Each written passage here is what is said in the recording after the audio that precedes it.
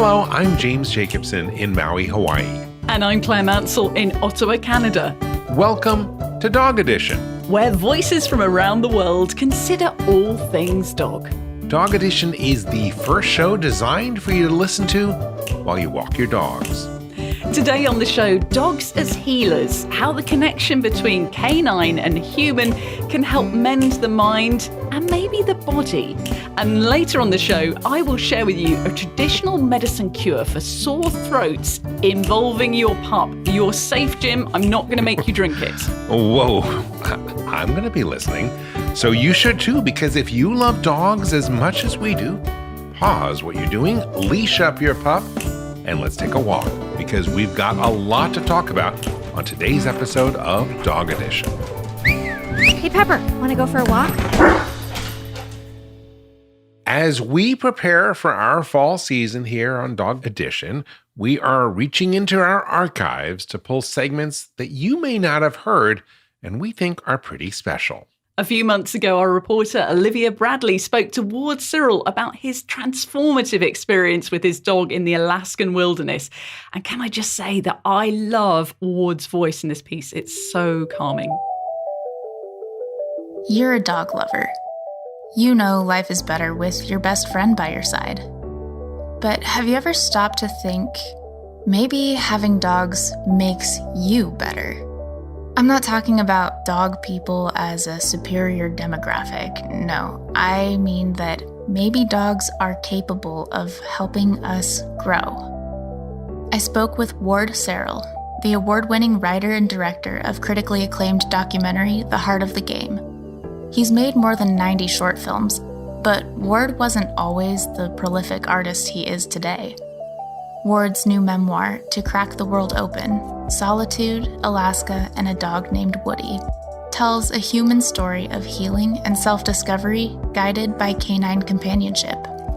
Here's Ward.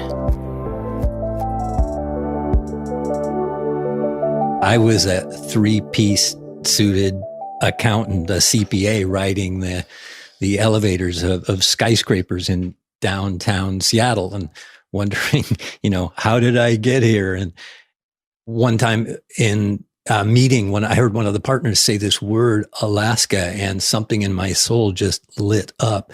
And so pretty soon there I was with my audit bags, riding the Alaska State Ferry and going up to these remote villages, Tlingit and Haida villages, and the gourmet air and water of Alaska just knocked me between the eyeballs and never let up. And I knew I had to figure out a way to stay up there.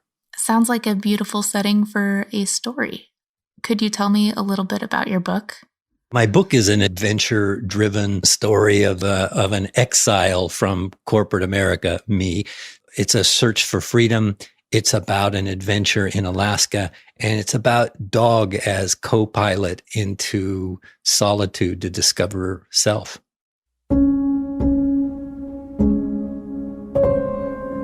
Woody was the first creature I knew who didn't come pressed into a box. His body was built of interfitting furry triangles. Triangle ears, triangle head, triangle nose, the triangles of his legs when he walked, all arrayed along a horizontal cylinder. Woody was a magnificent rolling wave of spontaneous canine geometry.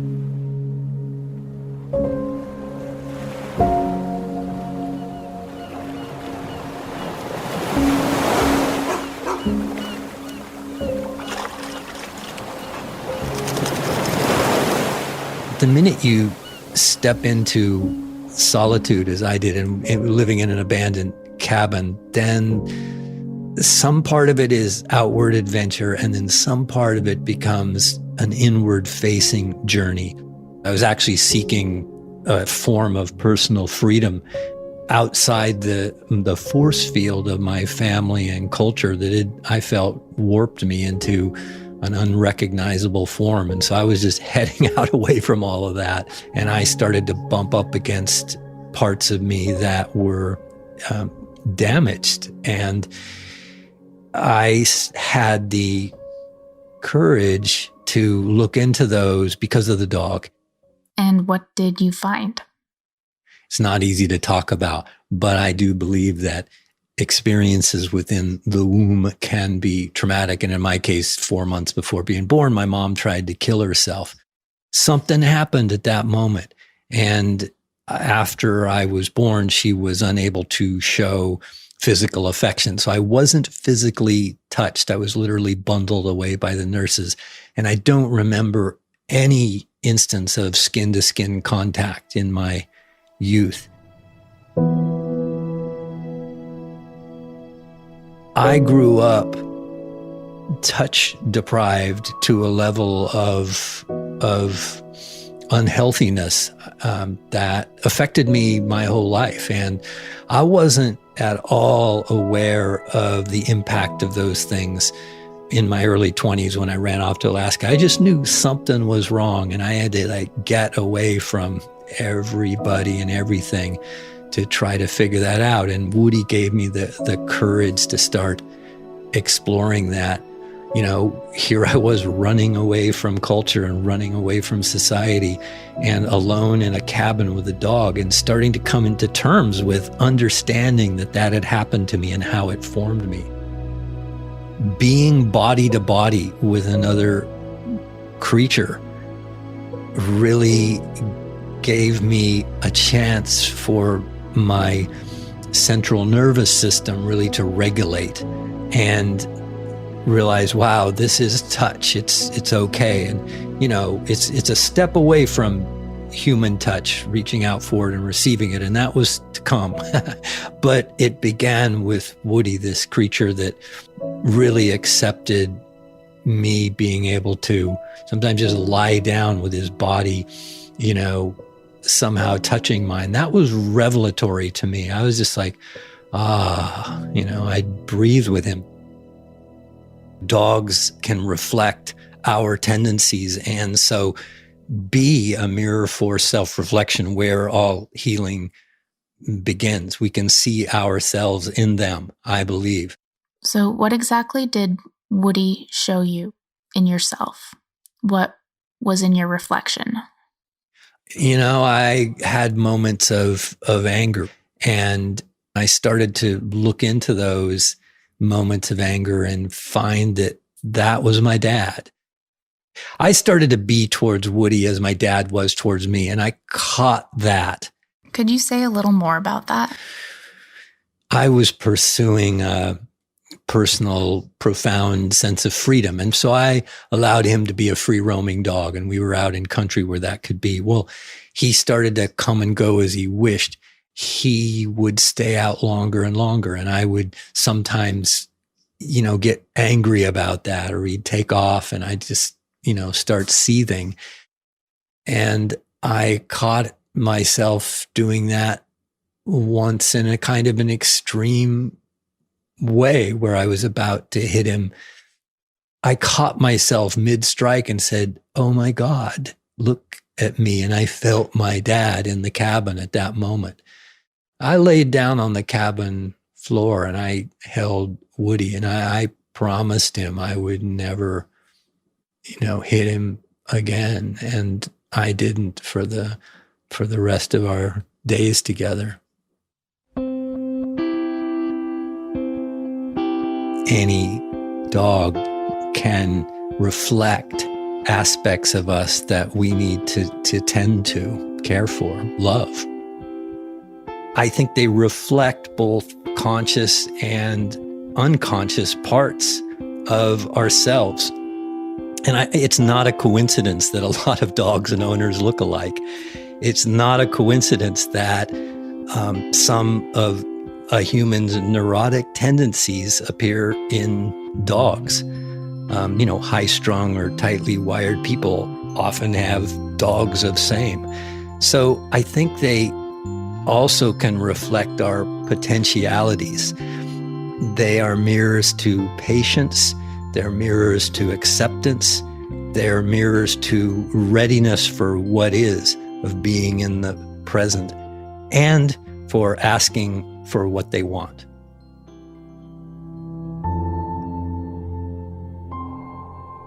My journey to Alaska with Woody was a rite of passage. It involved a movement through a series of ordeals that resulted in ultimately me returning to the world not as an accountant or business guy, but as an artist.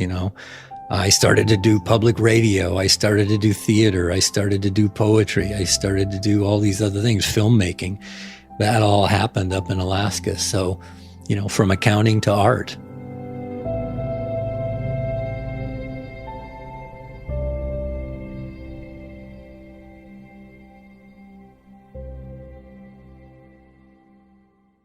We'll be right back.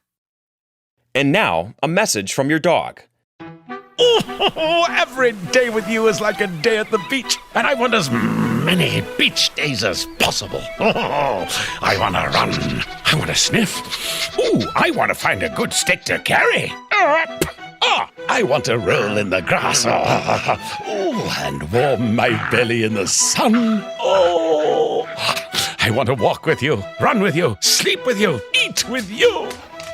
And when I eat with you, I want Everpup. The green, grassy beef liver smell wakes my senses. Oh, you may not realize this, but it tastes like homemade gravy. It infuses any food you give me with healthy life vibrancy. Oh, I can feel it. Everpup traveling to every cell in my body, nourishing each one. I'm so grateful to be your dog and for the Everpup you give me. So now that you know what your dog wants, get Everpup, the ultimate dog supplement. Everpup is available in select pet shops and on Amazon. But to get the best price possible, join the Everpup Club at everpupclub.com, where you'll get your first jar for just $8 with free shipping anywhere in the U.S. Go to everpupclub.com and use the discount code DPN. That is everpupclub.com. Everpup every day. Welcome back to Dog Edition. So Ward Serrill demonstrated that, his dog, Woody, was perfect medicine for him. But Claire, you teased at the beginning of this show that you had some other ways that dogs could provide medicine for us. Well, yeah, it really got me thinking about how dogs are very much used for our mental health at the moment. But if you look back in history, they've been used for our physical health, which has obviously sort of fallen out of favour. And this was sparked a little bit by, I don't know if you're familiar with the TV show Outlander. Sing me a song of love. I have seen it. I don't follow it very well, though. Well, part of the storyline for that, for anyone who hasn't seen it, is it's somebody who goes back in time, and she has been a doctor in the 20th century, and she goes back and she's using sort of natural cures. And in one of the episodes, they used a dog-related product for something, and it just made me think, I wonder how many of those recipes and how much they use dog-related things back in the 17th century. So I came across this recipe for a cure for a sore throat, and you'll definitely like the first two ingredients, and then we'll get into what the third ingredient is and the logic behind it. Okay, let me get out my recipe book and write this down. So first ingredient is 1 pint of beer of the strongest and oldest available. 1 pint strong and old beer. Okay, I guess it would be British because so it would be warm. Fine. Done. Check. Okay. 2 spoons of melrosatum. Now, that was what they used to call honey back in the day. 2 spoons No, we'll just do honey. This is like the warm lemon and honey thing that we do now for sore throats, just involving beer. Okay, so we got our old, stale, warm British beer and 2 spoons of honey. And the third ingredient? Okay, now just reach into your, apothecary and draw out 6 pieces of album graecum. Album graecum. I think I may be low on that. What is album graecum? Well, any fans of Latin might remember that album it's sort of related to white, so that's the first bit. But actually, it is dry white dog feces. Sorry about that. And the logic behind why they would use it is because they fed dogs a lot of bones, and so it was very rich in phosphate. So it did have some sort of mineral properties to it that were good. It's not just a horrible, medicine. It did have some properties that were good. I think I'm going to forego the album graecum, but I'm so glad that dogs could contribute to this tonic. So once I mix these 3 ingredients, I'm supposed to ingest this? Well, let me tell you about the method and how you would do this. So you would put it all together. You would cook the ingredients over a gentle fire. This is probably like almost like a cauldron over an open fire until the liquid reduced to half its volume. Okay. The liquid then had to be strained and sieved. That was to get the lumpy bits out of the album graecum, you'd just get that completely out of there before being administered to the patient, either consumed by the spoonful or by rinsing it in the mouth. And I'm very tempted to do that sound effect just to give you all the mental image. Hang on.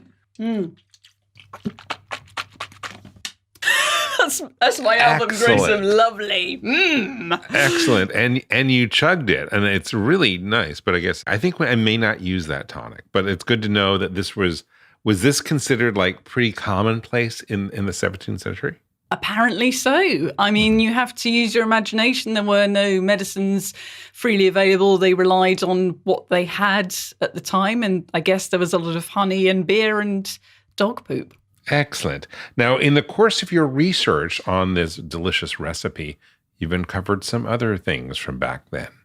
Yeah, here's a really nice one. Not so nice if you had the physical problem, but if you had an intestinal obstruction, then the recommendation from this expert in folklore medicine, Thomas Sydenham, was that he instructed that you would use a live puppy and it would be laid on your naked belly for 2 or 3 days. I don't know how the puppy would stay there for that long.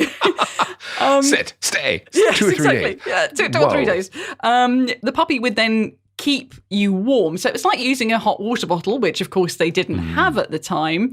But also because this was the 17th century and they didn't kind of think entirely logical, they thought that not just that it was warm, but also that the obstruction would then sort of magically transfer from your own belly to the dog, which isn't so good. Okay. Well, I may not be doing that because I wouldn't want to give my dog anything that I was dealing with. That's a great folk cure. I think we may also not be using that anymore. I'm quite liking the idea of saying, instead of getting a hot water bottle if I had a problem, to say, get me a live puppy, please. I must not move for 2 days. My dog has laid by my ankles when I had a sprained ankle, so she knew that and provided warmth there. And similarly, when it was, that time of the month, Kanga would also provide warm puppy vibes to my wife. So I can see that there is some use of that to this very day. And environmentally friendly, no rubber hot water bottles and things. It's great. No. It could really catch on. And they're very happy to do this. Does Maple do that for you? Maple hasn't had an opportunity yet, but we certainly had a beagle called Bella, and beagles are such lovely, affectionate dogs anyway. And I remember when I had real morning sickness with my son, and I spent a lot of time lying on the sofa, that she was always right next to me on the sofa for all of that time. It's so much so that we called her Nurse Bella. Wow. And the other thing is, I'm sure you've heard this as sort of a myth that's even to this day kind of persists, which is this idea of dogs licking your wounds and the saliva sort of helping the wounds to heal. I mean, they certainly enjoy doing it, don't they? If you've got a cut, they will lick your hand or whatever. Right. I hear the thing that, dog saliva is cleaner than our own saliva, but I don't think that is empirically true. I think that's been proven to be an old wives' tale. I think pretty much it's one of those things they say, don't go there anymore. But certainly in the 17th century, it was something that wounds and ulcers, and by that I think they're thinking external ulcers rather than ones in your mouth, they would use a dog to lick them, and that would help cure the wounds. And here's another one for you. Have you heard of the phrase hair of the dog? This might be a British thing. I'm not sure. I've heard about it. It's like when you're hungover, you have a drink the next morning, a bit of the hair of the dog that bit you to overcome your hangover. I don't know how effective that is either. But what is the etymology behind that? Well, there is actual logic, and this comes again from traditional medicine, which is that if you were bitten by a rabid dog, they would take the hair of the dog and put it in the wound that the dog had made to help heal it, supposedly. Also, modern science at its best. Wow. Okay, so take a hair of a rabid dog after he bites you, and that will cure the rabies. So after it's bitten you then have to chase it round, catch it, and remove some hair. Come back here and let me get one of your little hair follicles. Yeah, well, I imagine that it's nice to see that modern medicine moves forward and some of these things are no longer applicable. In any case, dogs are great medicine, and I think that's a good place for us to pause this week. And I want to thank you for joining us on today's episode and bringing Dog Edition along with you on your walk. We will be back soon with another episode of Dog Edition, but chances are you and your dog will be taking a walk between now and then. And so we have other things for you to listen to. If you're interested in hearing more from some of our guests, please check out DPN's sister show, The Long Leash, for Jim's extended conversations. If you'd like to hear more from Ward Serrill, listen to our episode that I did with Ward Serrill. It's called Dogs as Therapists, and we will have a link to that episode in today's show notes. And follow Dog Edition in your favorite podcast app so you can take us along on your dog walk next time. I'm Claire Mansell in Ottawa, Canada. And I'm James Jacobson here in Maui, Hawaii. Thank you for listening today. On behalf of all of us here at Dog Podcast Network, I want to wish you and your dog a very warm aloha.